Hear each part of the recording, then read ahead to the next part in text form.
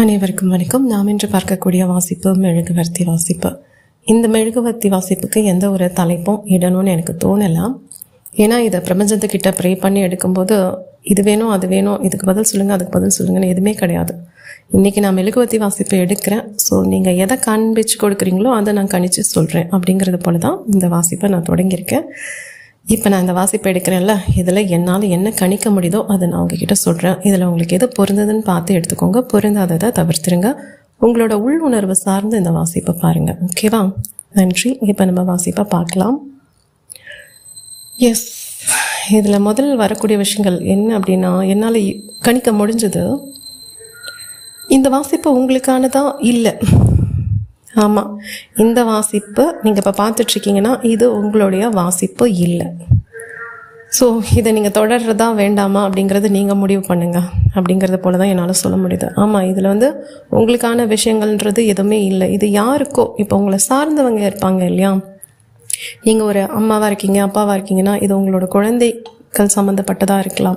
அப்படி இல்லைன்னா கணவன் மனைவியாக இருக்கீங்கன்னா உங்கள் கணவனோ உங்கள் மனைவியோ, இல்லை நண்பர்கள் சார்ந்து, இல்லை நீங்கள் வேலைக்கு செல்லக்கூடிய நபர்கள்னால் உங்கள் வேலை செய்வாங்க இல்லையா அவங்கள சார்ந்து, அந்த மாதிரி உங்களை சுற்றி உள்ள மனிதர்கள் அவர்களுக்கான ஒரு செய்தியாக இதுதான் என்ன பார்க்க முடியுது. ஸோ இது உங்களோட வாசிப்பாக இல்லை அப்படிங்கிறது போல் என்னால் கணிக்க முடியுது.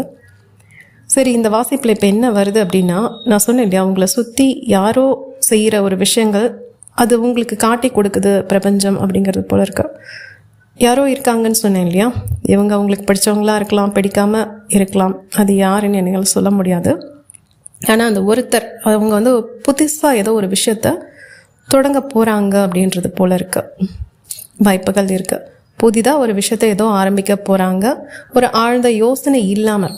சரியா? அவங்களுக்கு ஒரு துன்பம் ஏற்பட போகுதா அப்படின்னு கேட்டால் வாய்ப்புகள் இருக்குது. ஒன்று, சில பேர் புதுசாக ஏதாவது தொடங்கியிருக்கலாம், இல்லை இன்னும் சில பேர் புதுசாக தொடங்க போகிறாங்க. நான் மறுபடியும் சொல்கிறேன், இது உங்களோட வாசிப்பு மாதிரி என்னால் கணிச்சு சொல்ல முடியல. உங்களை சார்ந்தவங்க யாரோ, இப்போ சில பேர் புதுசாக ஒரு தொழில் தொடங்குறதா இருக்கலாம், இல்லை புதுசாக ஏதோ ஒன்று செய்கிறாங்க அப்படிங்கிறது மாதிரி வச்சுக்கலாம். ஓகேவா? அவங்க புதுசாக ஏதோ ஒன்று பண்ண போகிறாங்க, ஆனால் அதை பற்றின ஆழ்ந்த ஒரு யோசனை இல்லை அப்படிங்கிறது போல இருக்குது. புதிதாக துவங்க போகிறாங்க அப்படிங்கிறது போல இருக்குது. இது எப்படி இருக்குது அப்படின்னா, இந்த ஆனந்த தாண்டவம்னு சொல்லுவாங்கல்ல, சிவபெருமான் ஒரு சந்தோஷத்தில் ஆனந்தமாக தாண்டவம் ஆடுறது அது ரொம்ப சிறப்பு. ஆனால் இவர்கள் எப்படின்னா ஒரு அவசர தாண்டவம் ஆடக்கூடிய நபர்களாக இருப்பாங்க. உடனே உடனே யோசித்து உடனே பண்ணி உடனே ஏதோ ஒன்று பரபரான்னு செஞ்சு எங்கேயாவது ஏதாவது ஒரு சிக்கலில் போய் மாட்டிக்க கூடும் அப்படிங்கிறது போல் என்னால் இங்கே கணிக்க முடியுது. அவங்க வாழ்க்கையில் ஒரு சாகசம் பண்ணணும், மற்றவங்க மெச்சும்படியான சில செய்கைகள் பண்ணணும், சில விஷயங்கள் பண்ணணும், ஏதோ ஒரு விஷயங்கள் பண்ணுறாங்க. ஆனால் அது சரியாக வருமானு கேட்டால் ரொம்ப கொஞ்சம் பேருக்கு சரியாக வரும், ஆனால் பெரும்பான்மையானருக்கு அது சரியாக வராது. ஏன்னா முன் யோசனை இன்றி செய்யக்கூடிய எந்த விஷயமும் சரியாக வராது அப்படிங்கிறது போல தான் என்னால் இங்கே கணிக்க முடியுது. இது எப்படின்னா, ரோட்டில் நம்ம நடந்து போயிட்டே இருக்கோம், ஒவ்வொரு அடியும் பார்த்து நடக்கணுமானா பார்த்து தான் நடக்கணும். சில நேரங்களில் பள்ளம் இருக்கும், சில நேரங்களில் மேடு இருக்கும். ஆனால் இவங்க எப்படின்னா பள்ளம் மேடை பற்றியெல்லாம் கவலைப்படல. இப்போ வெளி மனுஷங்க வானத்தை பார்த்துட்டு நடக்கிறதுன்னு சொல்லுவாங்கல்ல, அவங்க ஜெயிச்சிட்டாங்க இவங்க ஜெயிச்சிட்டாங்க, நான் இதை பண்ணுறேன் அதை பண்ணுறேன்னு அப்படியே மேலேயே பார்த்துட்டு நடந்து போய் கீழே டமால்னு விழுவதுக்கு வாய்ப்புகள் இருக்கு. ஆனால் வெளியில் பார்க்க ரொம்ப தன்னம்பிக்கையான நபர்களாக தோன்றுவாங்க. ஆனால் இது தன்னம்பிக்கைனா தன்னம்பிக்கை கிடையாது, இது அதீத தன்னம்பிக்கை. ஓவர் கான்ஃபிடென்ட்டாக இருக்கக்கூடிய நபர்களாக இருக்க சான்சஸ் இருக்குது அப்படிங்கிறது போல இருக்கு. ஸோ எதிர்பாராத சில விஷயங்கள் இவங்க வாழ்க்கையில் நடக்க வாய்ப்புகள் இருக்குது. இந்த மனிதர்களோட வாழ்க்கையில் சில ஒரு கஷ்டத்தை தரக்கூடியது, சில நேரங்களில் ஒரு சிதைவு, சில நேரங்களில் ஒரு நம்மளால் ஒரு துன்பத்தை தாங்கிக்க முடியாதுன்னா அந்த மாதிரி ஒரு கஷ்டத்தை இவங்க பட வாய்ப்புகள் இருக்குது. ஆனால் என்ன பண்ணுறது, இங்கே பிரபஞ்சம் கொடுக்கக்கூடிய விஷயங்களை என்னால் கணிக்க முடியாது. என்ன தெரியுமா, இவங்க உங்கள் உறவினர்களாக இருக்கலாம், இல்லை நீங்கள் ரொம்ப நேசித்த நபராக கூட இருக்க வாய்ப்புகள் இருக்குது. ஆமாம், இருக்கலாம். சில நேரங்களில் இவங்களுக்கு அந்த துன்பம்னு நான் சொல்கிறேன் இல்லையா, இது உறவு சார்ந்த சிக்கல் வரலாம், இல்லை உடல் நலத்தில் சிக்கல் வரலாம், இல்லை திடீர்னு ஏதோ ஒரு கஷ்டம், பண கஷ்டம், அந்த மாதிரி ஏதாவது வர வாய்ப்புகள் இருக்குது. ஆனால் இது எல்லாமே அவங்களோட நன்மைக்காக தான் வருது. எஸ், பிரபஞ்சம் இந்த ஒரு செய்தியை தான் உங்ககிட்ட சொல்லுது. இப்போ உங்களை சார்ந்தவங்க யாராவது ஒருத்தவங்க ஒரு துன்பத்துக்கு ஆளாகிறாங்க, ஒரு அகலக்கால் வச்சு ஒரு சில விஷயங்கள் பண்ணுறாங்க. இப்போ நீங்கள் பார்த்துட்டு இருக்கீங்கல்ல, நீங்கள் கூட அவங்களுக்கு ஒரு அறிவுரை சொல்லியிருப்பீங்க, இதெல்லாம் வேண்டாமே, இதெல்லாம் கொஞ்ச நாள் பொறுத்து செய்யலாம், இல்லை வேறு மாதிரி மாற்றி யோசிக்கலாம் அப்படின்ற மாதிரியெல்லாம் நீங்கள் சொல்லியிருக்கலாம். இவ்வளோ இழுத்து போட்டுக்கணுமா அப்படின்னு. ஏன்னா தொழில் சார்ந்தும் இருக்கலாம், பணம் சார்ந்தும் இருக்கலாம், உறவு சார்ந்தும் இருக்கலாம். இப்போ நீங்கள் இருக்கீங்க அப்படின்னா உங்களை சார்ந்தவங்க கிட்ட இந்த நபரை நீங்கள் நம்பாதீங்க, இந்த விஷயத்தை நீங்கள் கொஞ்சம் யோசிச்சு பாருங்க அப்படின்றது போல சொல்லியிருக்கலாம். இல்லை இந்த இடத்துல கடன் வாங்காதீங்க, ஒரு துன்பம் வரும், இது போல நிறைய அறிவுரை சொல்லியிருக்கலாம். ஆனால் இவங்க கேட்டிருப்பாங்களான்னு கேட்டால் கேட்டிருக்க மாட்டாங்க. கேட்டிருந்தா இந்த மாதிரி ஒரு பிரச்சனையில் போய் மாட்டிக்கவே மாட்டாங்க இல்லையா? ஸோ எஸ், பிரச்சனையில் மாட்டி அதன் மூலயமா இவங்களுக்கு ஒரு விழிப்பு நிலை வருமானு கேட்டால் ஆமாம், எதிர்பாராத நேரத்தில் எங்கேயாவது அடி விழும்போது அவங்களுக்கு ஒரு விழிப்பு நிலை வரும். ஸோ எத்தனை வாட்டி சொல்லியும் கேட்காத நபர்கள் எங்கேயாவது ஒரு அடி விழும்போது பட்டு திருந்துவாங்கன்னு சொல்லுவாங்க இல்லையா? அது போல் ஒரு உண்மையான பாடம், ஒரு எச்சரிக்கை உணர்வே இல்லாமல் செய்யும்போது அவங்களுக்கான உண்மையான பாடம் எப்போ கிடைக்கும்னா அவங்க பட்டு திருந்தும் போது மட்டும்தான் கிடைக்கும் அப்படிங்கிறது போல இருக்கு. அதே போல் இந்த நபர்கள் ஏதோ ஒன்றுத்தில் மாட்டிகிட்டு இருக்க மாதிரியும் என்னால் கணிக்க முடியுது. ஏதோ ஒரு செயின் பிணைப்பு, இந்த அடிமைத்தனம்னு சொல்லுவாங்க இல்லையா? இது சில தவறான பழக்கங்களாக இருக்கலாம், இல்லை தவறான மனிதர்கள்கிட்ட மாட்டிக்கிட்டு அவங்களோட சுதந்திரத்தை இழந்த மாதிரியும் இருக்கு. இது ஏன் அப்படி போய் மாட்டியிருக்காங்க அப்படின்னா, ஒன்று இவங்க எதுக்கோ ஒரு விஷயத்துக்கு ஆசைப்பட்டிருக்கலாம். இந்த ஆசை அப்படிங்கிறது நியாயமான ஆசையாக இல்லாமல் ஒரு பேராசையாக இருக்க வாய்ப்புகள் இருக்குது. பேராசை பெரும் நஷ்டம் தருமானா வாய்ப்புகள் இருக்குது. தவறான பழக்க வழக்கங்கள், தவறான நபர்கள் கூட சேர்க்கை, இது போலெல்லாம் இருக்கும்போது அவங்களோட சுதந்திரமும் போகும், அதே நேரம் அவங்க ஒரு சிக்கலில் போய் விழவும் வாய்ப்புகள் இருக்குது. சரி, இவ்வளோ கஷ்டத்தை தாண்டி அவங்க மீண்டு வந்துடுவாங்களா அப்படின்னு கேட்டிங்கன்னா எஸ், கண்டிப்பாக வர வாய்ப்புகள் இருக்குது. ஆனால் சில வழிகள், சில கஷ்டங்களை தாண்டி தான் வருவாங்க. ஒரு இருட்டிலிருந்து ஒரு ஒளி பிறக்குமான்னு கேட்டால் வாய்ப்புகள் இருக்குது. ஆனால் அது ஒரு கொஞ்சம் சிரமத்துக்கு பிறகு தான் நடக்கும் அப்படிங்கிறது போல இருக்கு. ஆனால் நம்பிக்கையாக வந்துடுவாங்கன்னா எஸ், நம்பிக்கையாக வந்துடுவாங்க. ஒரு மீண்டு வந்துடுவாங்கன்னா வருவாங்க. ஆனால் அதுக்கு ஒரு அசுரத்தரமான ஒரு பலம் வேணும். ஏன்னா அவ்வளோ அடிகள், அவ்வளோ கஷ்டங்கள் இவங்க பட்டுட்டு அதுலேருந்து மீண்டு வரும்போதும் அந்த ஒரு நலிவடைஞ்சுன்னா ஒரு ஒரு ஒரு ஜுரம் வந்தால் எப்படி இருக்கும்? ரொம்ப ஒரு 10 நாள் இல்லை ஒரு மாதத்துக்கு ஒருத்தருக்கு காய்ச்சல் வருது அப்படின்னா அவங்க எப்படி துவண்டு போயிடுவாங்கல்ல. அதுக்கப்புறம் அவங்க மீண்டு வரதுங்கிறது அந்த ஒரு வில் பவர், அவங்களுக்கே அந்த ஒரு மனதில் ஒரு தைரியம் இருந்தால் தானே வர முடியும்.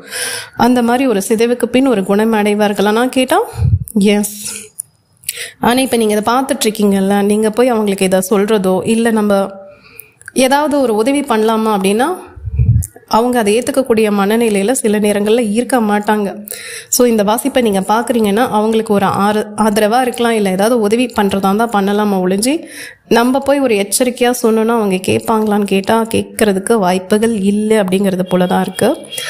ஏன்னா அவங்க ஒரு அமைதி இல்லாத மனநிலையில் இருக்காங்க.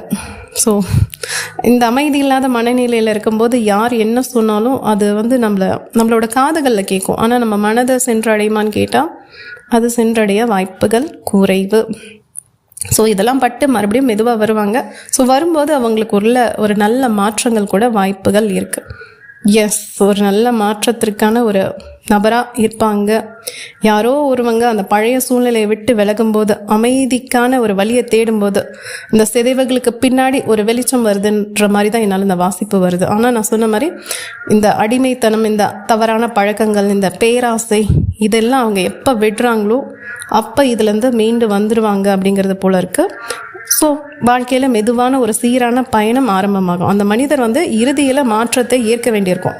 அவங்க வாழ்க்கை மாறணும் அப்படின்னா இவங்க மாறினா தான் அது முடியும் அப்படிங்கிறத ஒரு தெளிவாக புரிஞ்சுப்பாங்க.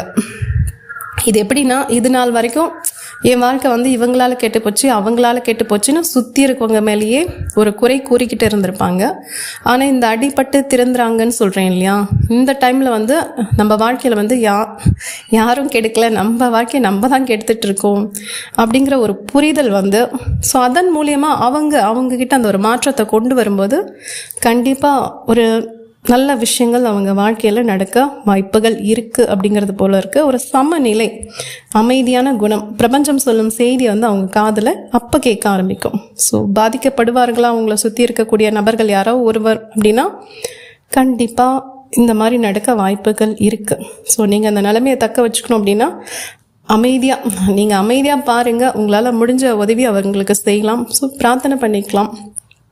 ஒரு கண்ணாடி போல் நம்ம நடக்கிறத பார்க்க தான் முடியும். நம்மளால் போய் உதவ முடியுமான்னு கேட்டால் உதவுவதற்கு வாய்ப்புகள் இல்லை. ஏன்னா சில விஷயங்கள் சில பேர் செய்கிறாங்க அப்படின்னா அதனோட விளைவை அவங்க அனுபவிச்சு தான் ஆகணும். ஏன்னா செயல்கள் அவங்க தான் செய்கிறாங்க. ஒரு விஷயம் செய்கிறீங்க அப்படின்னா அதுக்குண்டான பின் விளைவுகள் வரதானே செய்யும்.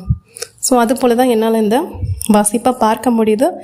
ஆனால் இதில் என்ன ஒரு கஷ்டம்னா, இவங்க சில நேரங்கள் உங்களுக்கு ரொம்ப பிடித்த நபர்களாக கூட இருக்க வாய்ப்புகள் இருக்குது. ஒரு காலத்தில் நீங்கள் ரொம்ப நேசிச்சிருக்கலாம், இப்போ இல்லைனாலும் ஏதோ ஒரு காலத்தில் அவங்கள நேசிச்சிருக்க வாய்ப்புகள் இருக்குது.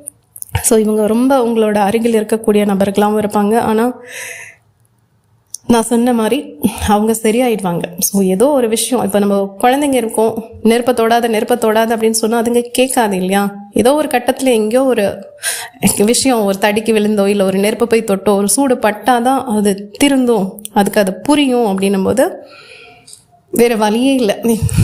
நம்ம கொஞ்சம் பார்த்துக்கிட்டு தான் இருக்க முடியும். நம்ம எதுவுமே செய்ய முடியாத சூழ்நிலையில் இருக்கிற மாதிரி தான் என்னால் இந்த வாசிப்பை உணர்ந்து பார்க்க முடியுது. நான் சொன்ன மாதிரி இந்த இதயம் இப்போ நான் கையில் வச்சிட்ருக்கேன் இல்லையா?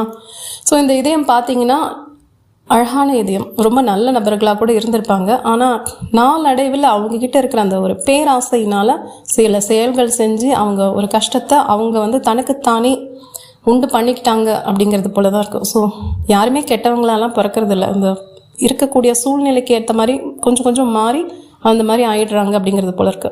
ஸோ எப்போ அவங்க அந்த பேராசை, இந்த தேவையில்லாத சாவகாசம் இதெல்லாம் விட்டு வெளியில் வராங்களோ அப்போ அவங்களோட இதயம் ரொம்ப ரொம்ப ரொம்ப அழகாக இருக்கும். ஸோ பயப்பட தேவையில்லை. ஓகே, இந்த வாசிப்பை பார்த்து என்னடா இவங்க எப்படி வாசிக்கிறாங்களே அப்படின்னா, என்னால் என்ன கணிக்க முடிஞ்சதோ பிரபஞ்சம் கொடுக்கக்கூடிய செய்திகளை நான் உங்களுக்கு அப்படியே ஃபில்டர் பண்ணாமல் கொடுக்குறேன். ஸோ அதுக்கு தான் நான் சொன்னேன், இது உங்களோட செய்திகள் கிடையாது. நீங்கள் இதை பார்க்கணுன்னா பார்க்கலாம், இல்லைன்னா தவிர்க்கணுன்னா தவிர்க்கலாம் அப்படின்ட்டு. ஆனால் இது நீங்கள் இப்போ பார்க்குறீங்க அப்படின்னா உங்களை சுற்றி இருக்கக்கூடிய நபர்களுக்கு யாரோ ஒருவர் தேவையில்லாத விஷயம் பண்ணி ஒரு தொல்லைக்கு சந்திச்சுப்பாங்க, ஒரு கஷ்டத்தை சந்திப்பாங்களான்னு கேட்டால் கஷ்டத்தை சந்திக்க வாய்ப்புகள் இருக்குது. ஆனால் அந்த கஷ்டத்துலேருந்து மீண்டும் வருவாங்க. அந்த மீளக்கூடிய ஆற்றல் அவங்களுக்கு இருக்குது. ஆனால் அவங்க தான் செய்யக்கூடியது என்ன தவறாக செய்கிறோம் அப்படிங்கிறத பார்த்து அதை அவர்கள் திருத்தி கொள்ளும்போது அந்த ஒரு மீட்புங்கிறது வரும். அப்படிங்கிறது போல தான் என்னால் இங்கே கணிச்சு சொல்ல முடியுது. ஸோ இந்த வாசிப்பை நீங்கள் பார்க்குறீங்கன்னா கொஞ்சம் யோசிச்சு பார்த்து இது உங்களுக்கு பொருந்துதான்னு பார்த்து எடுத்துக்கோங்க. நன்றி.